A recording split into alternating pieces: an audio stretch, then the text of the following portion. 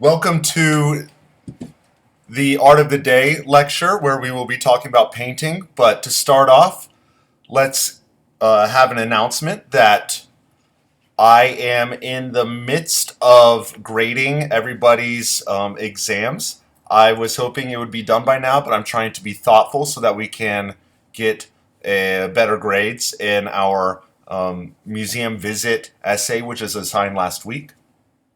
Um, if you haven't gotten your grade, just hold tight. You'll get it this week. And so after that, now we're going to do a quick review of last week's drawing slide lecture. Then we'll jump into the art of the day. So last week for drawing, we spoke about the difference between two-dimensional and three-dimensional art, and and drawing in particular. So there are different types of drawing or categories such as sketches, plans, and fully prepared works of art. Drawing is ancient. Children draw. It's one of the first things that children. This is one of the first access points for making art for a person, especially a child. This is an example of a sketch by Leonardo da Vinci. A sketch from the sketchbook. Generally, you're coming up with ideas, generating thought through sketches. And then there are plans where you create a detailed drawing of something to build, or even a drawing of a drawing to come. And then there are fully autonomous works of art. We talked about pencil. We're familiar with pencil drawing. I'm sure we've all done it. But if you practice, you can get quite good at it. Charcoal drawing is like burnt bone or burnt wood, and it is it is older than graphite. It is one of the oldest drawing implements, if not the oldest.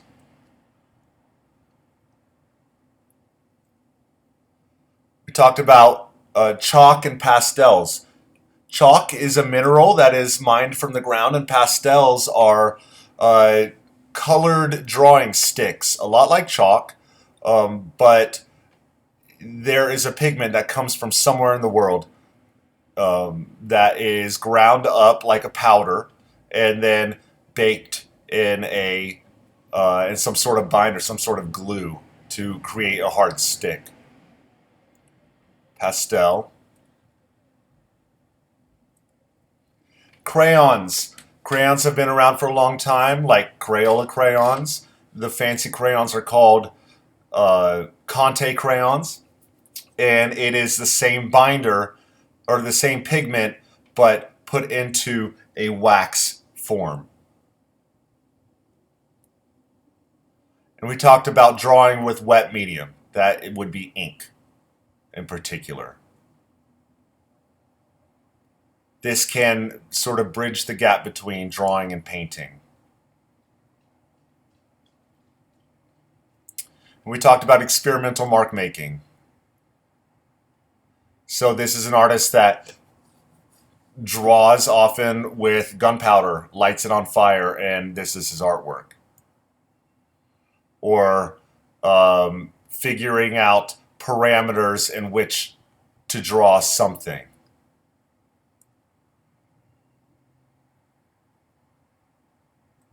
All right, so that is our review of last week's drawing lecture. Let's move into the art of the day. We're going to start with Sama's presentation on my favorite painter, Gerhard Richter. Not to be biased or anything. Gerhard Richter was born in Dresden, Germany during World War II into an average middle-class family. His father, Horst Richter, his mother, Hildegard Richter. His father was a school teacher and his mother was a pianist. His mother encouraged his early talent for draftsmanship. In 1948, at the age of 16, Richter quit his formal education and took up apprenticeship as a set painter for the theater. The wake of the war proved traumatic for Richter. Two of his uncles were killed in action, and his father also lost his job.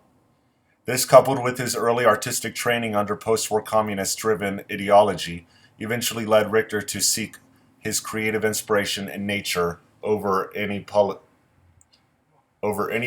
or religious affairs or philosophies. Richter studied at the Kunstakademie in Dresden in 1951, where he painted murals and political banners commissioned by state-owned businesses. During this time, East German communist regime imposed a social realist style on all practicing artists. American pop art was also banned. These circumstances severely limited Richter's fledgling artistic style, as he was instructed to paint only landscape in a manner heavily informed by pastoral romanticism.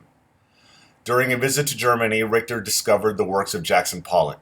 Pollock's uninhibited splashes of color across canvas had a profound impact on Richter, provoking him to reflect on his own artistic ideology. Richter thought that realist style didn't capture the energy, sense of truth, and spirit of artistic liberation that he had observed in the abstract work of his American and European contemporaries. In 1961, he enrolled into Kunstakademie once again to work in a more uninhibited avant-garde way. In the process of rethinking his approach to art making, he purposefully destroyed many early paintings from the 1950s and 60s. That is a lot of great information. But it keeps going. Richter continued to paint in a realist manner. In 1961, he began using the photograph, projecting and tracing images directly on the canvas. Richter believed that he was an artist not painting a particular person, but a picture that has nothing to do with the model. Richter's replica images were often blurred and bore nothing distinctively identifiable about the subject. This effect forced the viewer to consider the fundamental components of the painting in and of itself, such as composition, color scheme, and so forth. Richter decided to concentrate on the details that emerged from the painting process. He used the same method as employed in his representational painting. Richter began scraping and blurring and concealing various painted layers in his new canvases. Richter from here on carries on the tradition of abstract expressionism. He embraced the title abstract painting as a generic one for all his subsequent canvases. So what do other artists and critics say about Richter? Photographer Thomas Struth, who was a student of Richter's, said, "Everyone is in an archival process of picture language. This was embedded in Gerhard's work as if he had foreseen the process which was going to happen 40 years later." And artist David Hockney said, "To be honest, I don't really understand Richter. The pictures are quite nice, but also quite like the Belle Pointure from Paris in the 50s. And I mean that pejoratively." That's interesting. All right, so David Hockney, his paintings are interesting yet boring. I find Gerhard Richter's paintings interesting, like this other photographer, Thomas Struth, because we're talking about abstract expressionism and projection of like emotion through painting.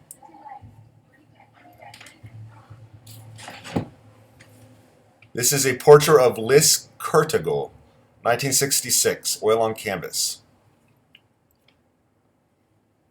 You can see how Gerhard Richter has the ability to paint very realistically, but then he's blurs or smudges or scrapes the lines.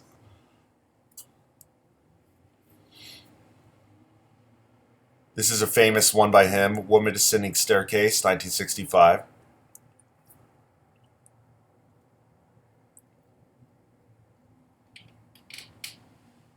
Torso, 1997, oil on aluminum.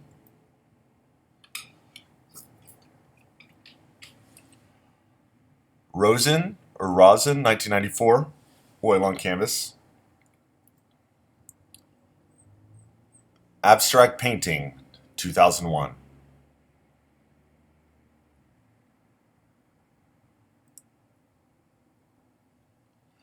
I really like this painting as a sort of departure from his other work. I mean, he's known for doing a lot of paintings like this now. Three Siblings, 1965. Oil on canvas. Another abstract one called Abstract Painting, Red, Scratched, 1991.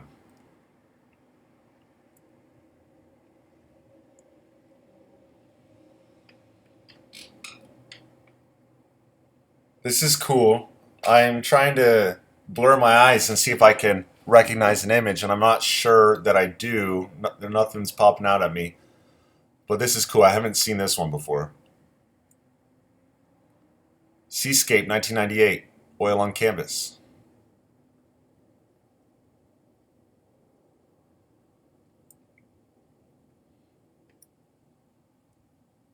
Another abstract painting in 1990.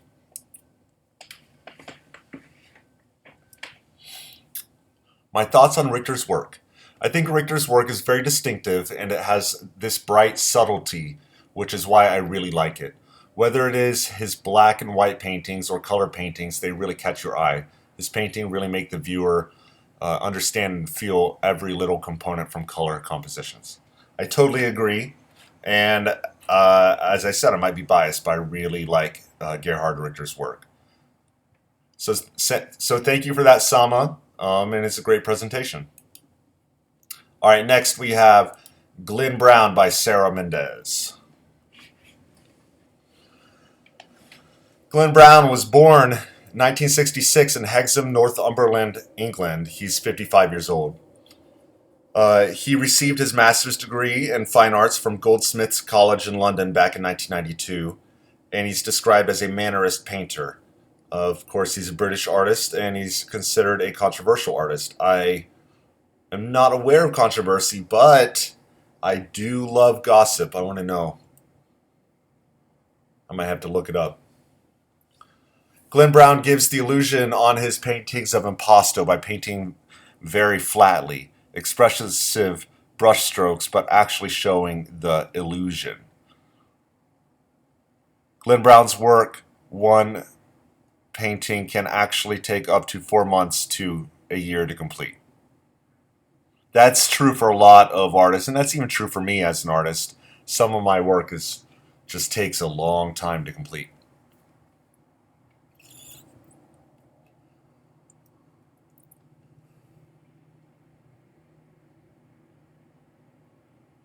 Ariane 5, 1997.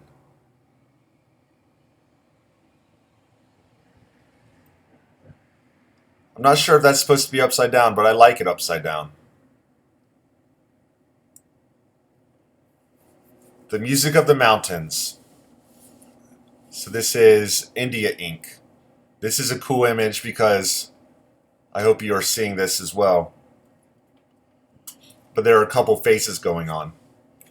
Face of a little girl here, the dominant one, but someone here, maybe with a little goatee, so maybe a man.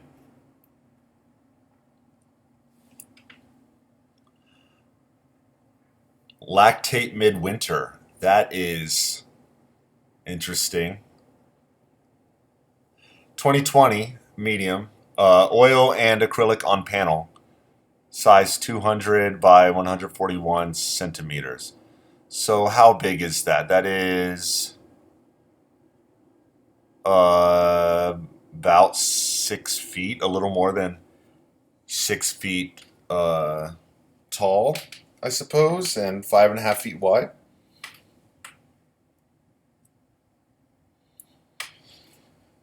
Bring on the Headless Horses. Yeah, this is cool. Oil and acrylic on panel. They slipped the surly bonds of earth and touched the face of God. It's a funny quote.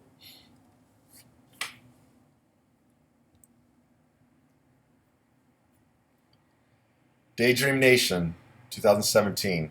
This is beautiful. Marie Berna Die Totenmzell. It must be German. Medium, oil on panel. Black ships ate the sky.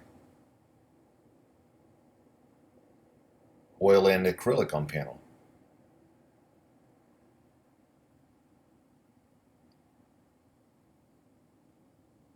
Abstract composition number 1.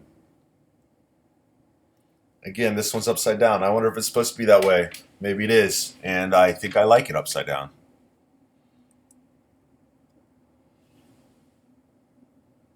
Cemetery or cemetery?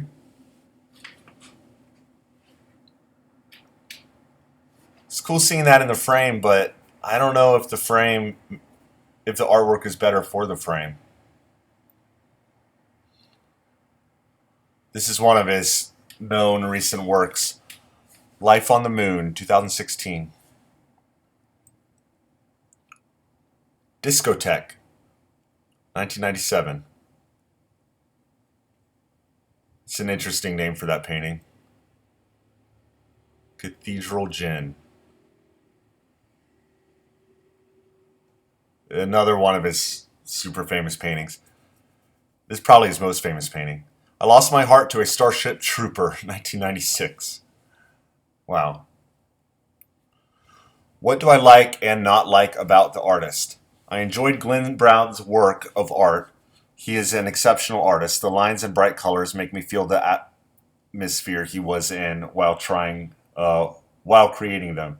Mr. Brown also uses a variety of colors in his paintings, uses a mix of warm and cool colors, not to mention that some paintings appear to be distorted as well as blobby paintings, meaning they appear to be something they are not once you look closely.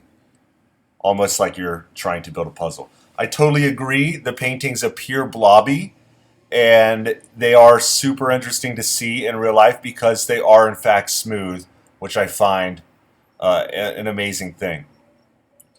There is a word for this that you'll find in the lecture, and that word is trompe-l'oeil. So trompe-l'oeil is where you paint a surface. You paint the illusion of surface on the on a painting into a painting, and so it is actually smooth. So that another word for that is visual texture. All right, great presentation, Sarah. Let's move on to Jenny Saville by Andrew.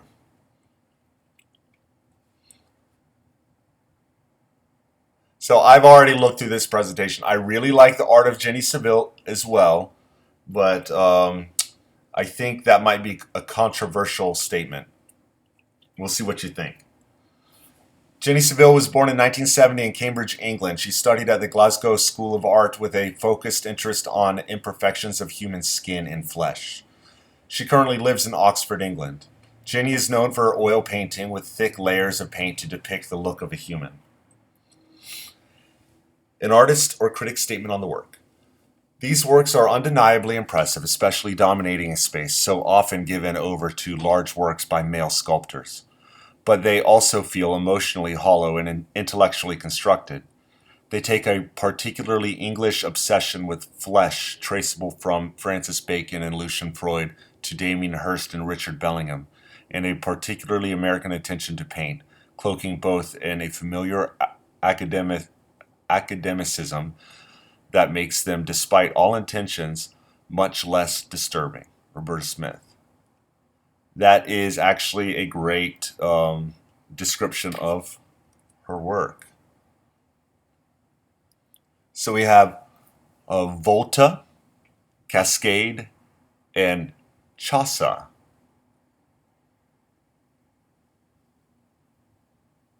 One of the things that I like about Jenny Saville's work is the destructive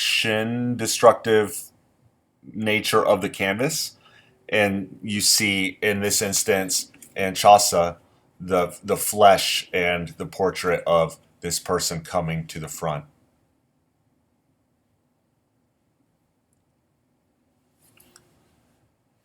Vise and Ramen. Oil on Canvas, 2018.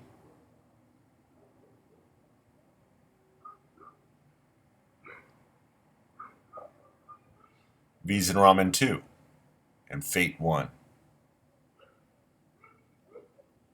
Some of this reminds me of a mix um, of Gerhard Richter's smudgy paintings with the really abstract ones.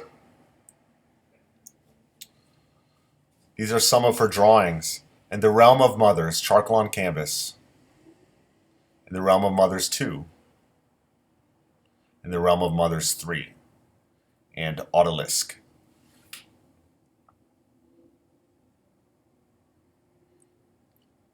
Oil and charcoal on canvas. Interesting.